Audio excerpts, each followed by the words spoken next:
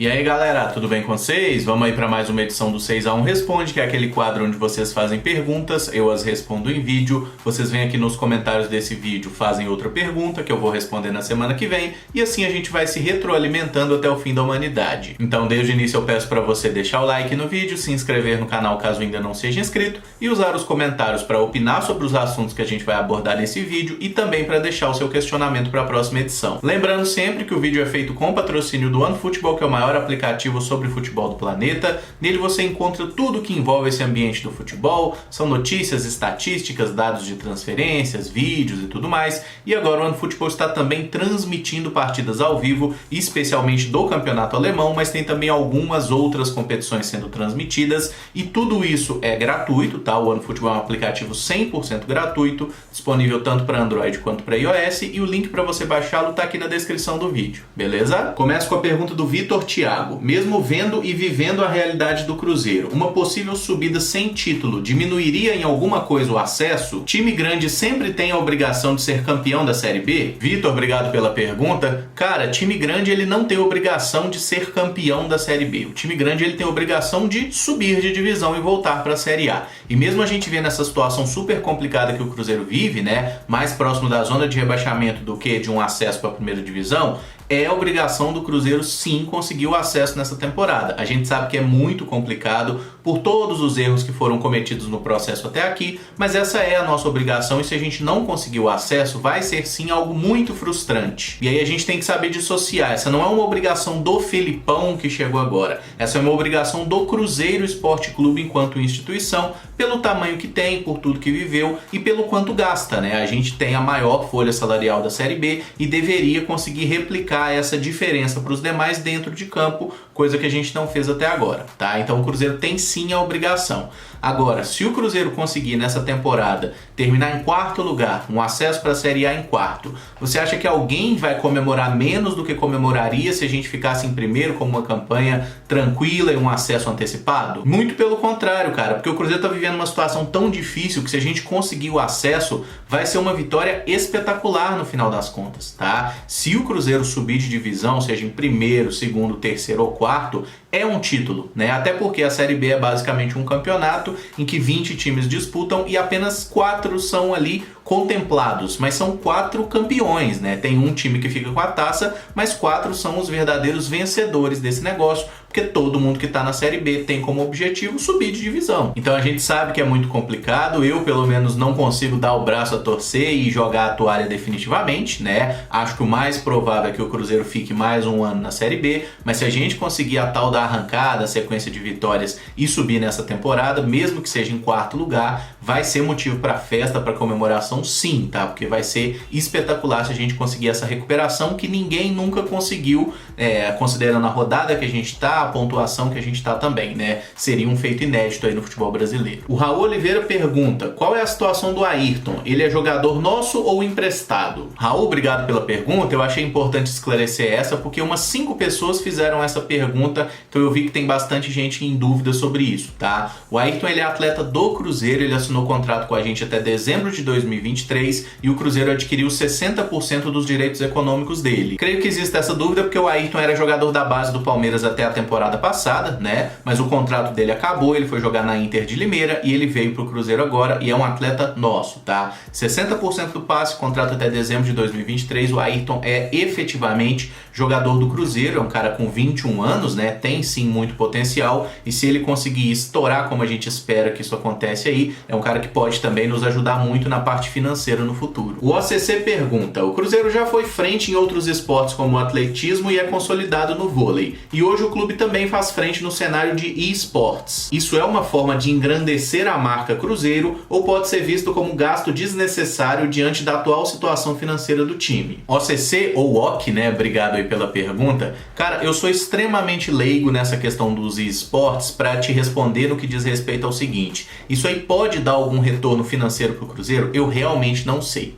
tá? Agora o que eu sei é que o esportes está crescendo demais, movimenta muita grana em outros ambientes e quase todos os clubes de futebol têm tentado se inserir de alguma forma, né? Contratando aí profissionais, caras que jogam muito, que são reconhecidos nessa área, e eu imagino que exista sim uma projeção de que no futuro isso vai gerar uma grana interessante para o clube, seja aí um novo mercado que está se abrindo. Mas como eu disse, eu realmente sou extremamente leigo nessa questão, inclusive eu sou péssimo em qualquer jogo de videogame que você puder pensar, tá? Então assim, o meu entendimento dessa área é muito baixo, até porque eu nunca tive grande interesse, tô sendo bem sincero com você. Mas eu não acho que seja um gasto desnecessário, porque passa muito por uma questão de planejamento, por enxergar um mercado que está em uma expansão muito grande, né? Ninguém vai negar que os esportes hoje são um sucesso no mundo todo, é um negócio que movimenta grana pra caramba, tá? E qualquer clube hoje que está investindo nessa história está pensando muito no futuro. E eu não imagino que esses caras que são contratados pelo Cruzeiro para jogar o FIFA ou qualquer outro jogo que seja,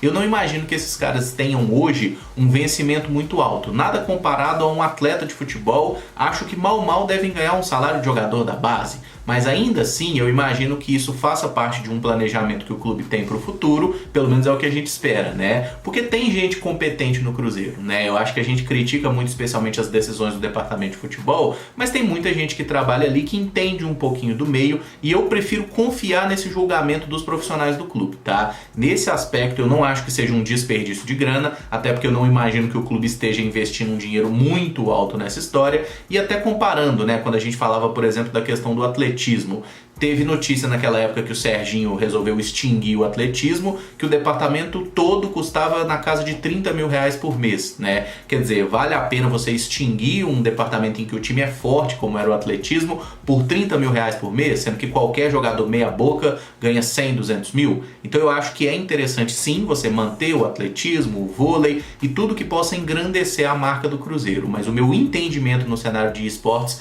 é muito pequeno para eu poder passar alguma informação muito embasada. O Anderson Damasceno pergunta: o que seria mais vergonhoso, se manter na Série B ou cair para C e voltar para A com virada de mesa? Anderson, obrigado pela pergunta. Eu sou totalmente contra virada de mesa, cara. Então assim, se for para cair para C e voltar para A, ou continuar na B e voltar para A por jeitinho brasileiro, por questões extra-campo, eu sou totalmente contra, e acho que se você foi rebaixado no campo, você tem que voltar no campo. Se a gente não tiver a capacidade de subir nessa temporada, que trabalhe melhor para subir na próxima, mas virada de mesa é um negócio que eu sou totalmente contra, e acho que a gente tem que entender que o cenário do futebol brasileiro deu uma melhorada nesse aspecto, né? Porque até a década de 90 era uma coisa relativamente comum. A gente viu isso muito na figura do Fluminense, mas em temporadas seguintes a gente viu alguns clubes de grande renome sendo rebaixados e tendo que jogar a Série B. E o maior exemplo é o Corinthians, né? Que quando o Corinthians caiu, muita gente falou: ih, agora vai ter virada de mesa, não vão deixar o Corinthians cair.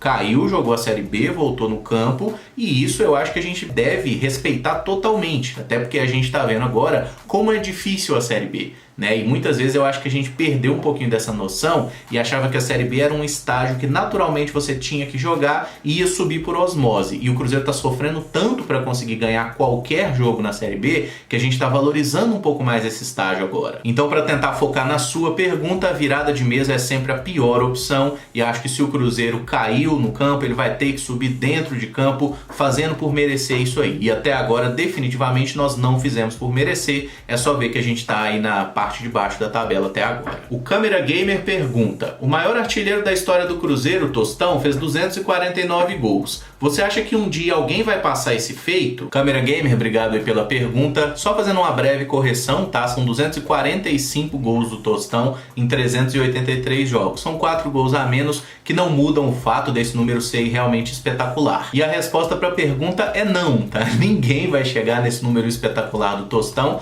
até porque os jogadores de mais destaque hoje no futebol brasileiro, quando o cara aparece bem no Cruzeiro, ele naturalmente vai embora, vai jogar no futebol europeu. Então nenhum jogador vai conseguir construir uma história, porque para alguém fazer 245 gols como o Tostão fez, tem que ficar muitos anos num clube. E um jogador que faz muito gol não fica muito tempo no futebol brasileiro. Para você ter uma ideia, em jogadores que estiveram em campo em algum momento dos anos 2000 para cá pelo Cruzeiro, tá? O único que passou de 100 gols foi o Marcelo Ramos.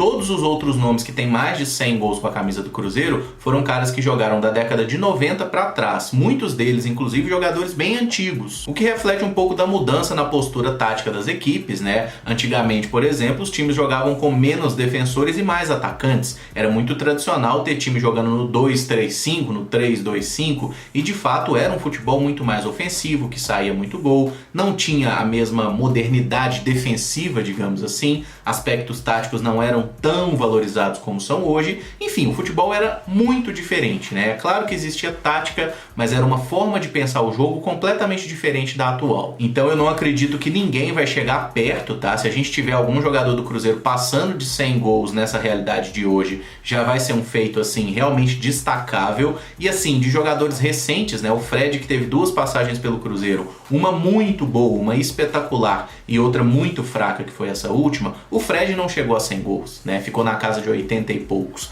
Então, assim, ter um jogador para meter mais de 200 gols com o clube hoje, eu acho que não vai acontecer no futebol brasileiro, nem no Cruzeiro, nem em nenhum outro time, tá? Os caras que estão no topo da artilharia vão continuar por lá. O Luiz Felipe pergunta: o Rames, ex-Real Madrid, tem algumas entrevistas dizendo que ele queria jogar no Cruzeiro porque seu padrasto era cruzeirense. Essa história é verídica? Manda salve para Itabirito. Luiz Felipe, obrigado pela pergunta, um abraço para você e para todos os cruzeirenses aí de Itabirito. O que eu pesquisei aqui, que eu já tinha ouvido esse boato também, eu não achei nada dizendo que o padrasto do Rames seja cruzeirense ou que o Rames tenha falado que um dia vai jogar no Cruzeiro, tá? O Rames Rodrigues, meia colombiano, ex-Real Madrid, Bayern de Munique, que tá jogando lá no Everton. O que eu encontrei foram algumas notícias, né, desse padrasto do Rames, chamado Juan Carlos Restrepo, que é empresário do futebol, tinha feito uma parceria com o Cruzeiro há alguns anos aí envolvendo futebol de base e disse que seria um grande prazer para ele ver o Rames Rodrigues jogando pelo Cruzeiro. Mas eu não achei nenhuma entrevista do Rames falando isso, tá? Apenas o padrasto dele dizendo que gostaria muito, né, de ver o jogador colombiano jogando aqui. E sobre o jogador especificamente, né, o Rames Rodrigues é muito bom de bola, tá sendo legal ver ele recuperar sua carreira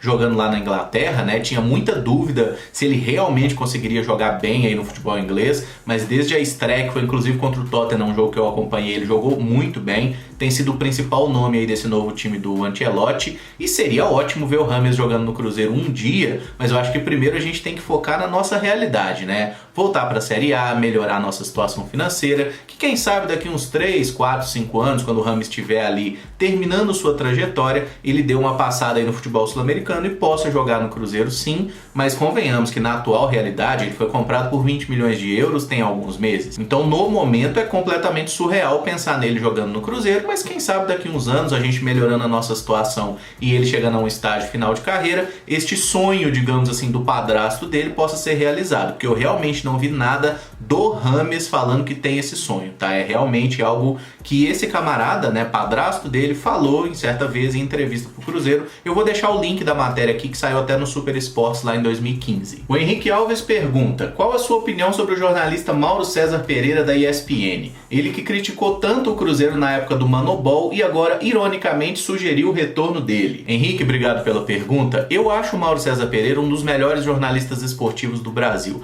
Sempre falei sobre isso, inclusive aqui no canal quando perguntaram, jornalistas que eu acompanho e tudo mais. Só que eu acho que o Mauro tá com um problema muito particular com o Cruzeiro, que me fez inclusive perder muito do interesse em acompanhar qualquer opinião que ele tenha a respeito do nosso clube. Para quem não lembra, no início de 2018 teve uma polêmica envolvendo o Mauro e grande parte da nossa torcida, que fizeram hashtag mandando ele tomar no cu e não sei o que, muito baseado no fato dele ter pegado lá aquela entrevista do Wagner Pires, que disse que ia ter um investidor que ia comprar jogador e botar no Cruzeiro. Aí o Mauro foi lá e respondeu: mas isso aqui é proibido desde 2015 e tudo mais. E aí grande parte da torcida do Cruzeiro se voltou contra ele. Aí depois teve o negócio do Mitair e tudo mais. Aquela história eu acho que todo mundo se lembra, não precisa ficar falando de novo. Mas a partir do momento que tudo deu errado no Cruzeiro, que a gente foi rebaixado e tudo mais, eu vejo que ele se tornou um cara que tenta provar algum ponto, ou de certa forma até fazer uma vingança pessoal, sabe? Tipo assim,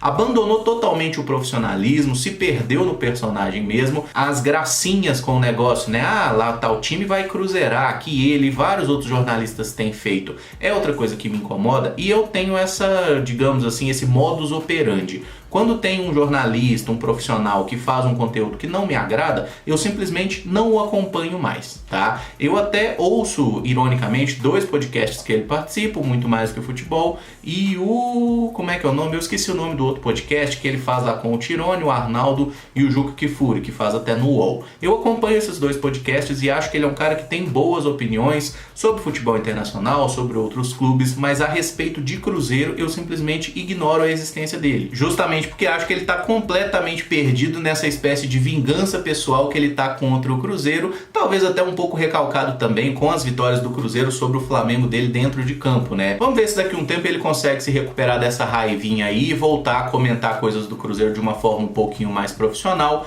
E com relação especificamente a essa ironia de Mano Menezes, é outro personagem que ele também nunca nutriu grande carinho, digamos assim, né? E convenhamos que o Mano Menezes é também uma mala, como o próprio Mauro é uma mala, como eu sou uma mala e provavelmente você também é, tá? A grande questão é que a gente tem que saber, digamos assim, aproveitar o que tem de interessante em cada personagem. O Mauro tem boas opiniões, jogos que ele comenta lá do campeonato inglês, por exemplo, direto, né? Ele é o principal comentarista de Premier League na ESPN, que eu acompanho direto. Não tenho nada pessoal contra ele ou contra o trabalho dele, inclusive acho que ele é muito bom. Mas para falar de Cruzeiro eu simplesmente ignoro. E por fim o Rinaldo Vinícius pergunta: teve algum jogo marcante que você já chorou pelo Cruzeiro? Abraço de Pitangui. Rinaldo, obrigado pela pergunta, abraço para você e para todos os cruzeirenses de Pitangui. Já, cara, eu vou te dar 2 exemplos aqui de jogos que eu chorei pelo Cruzeiro, um negativamente e um positivamente. Eu me lembro, assim, de ter chorado copiosamente na final da Copa do Brasil de 98, Cruzeiro e Palmeiras, que a gente perde no finalzinho, Paulo César Borges solta a bola e o Oséias faz o gol. Eu me lembro de chorar, eu tinha ali 8, 9 anos, era moleque, mas eu me lembro de ter chorado e tal. E na época minha irmã, inclusive, tava numa vibe de ser torcedora do Palmeiras, então ela ficou enchendo o saco, eu uma criança chorona, inclusive. Então acabou, assim, esse episódio sendo marcante pra mim, tá? E de alegria, eu lembro de ter dado aquela chorada discreta que tava no meio da galera no Cruzeiro e Bahia, que foi a última rodada do Brasileiro 2013, que o Cruzeiro já tinha sido campeão, inclusive, e foi o jogo ali da taça, né? E pra mim foi um jogo que representou muito, porque a gente estava tomando muita porrada, o Cruzeiro não ganhava nada há muito tempo, teve a final da Libertadores 2009, que eu não chorei para não ficar feio, porque vontade não faltou, tá? Que a gente perde lá pro Estudiantes, né? Mas aí em 2013, na hora que a gente foi campeão, que o time ergueu a taça, deu aquela lagriminha ali no canto do olho, que a gente, não foi nada, não sei o que, eu tô bem.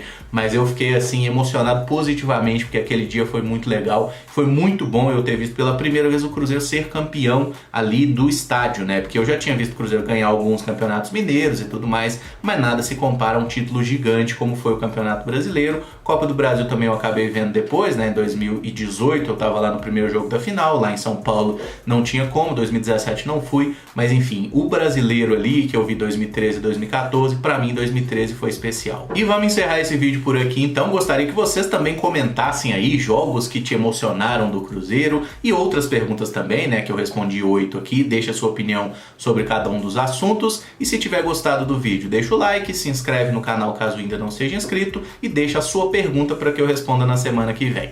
Muito obrigado por acompanhar, um abraço e até o próximo vídeo. Valeu!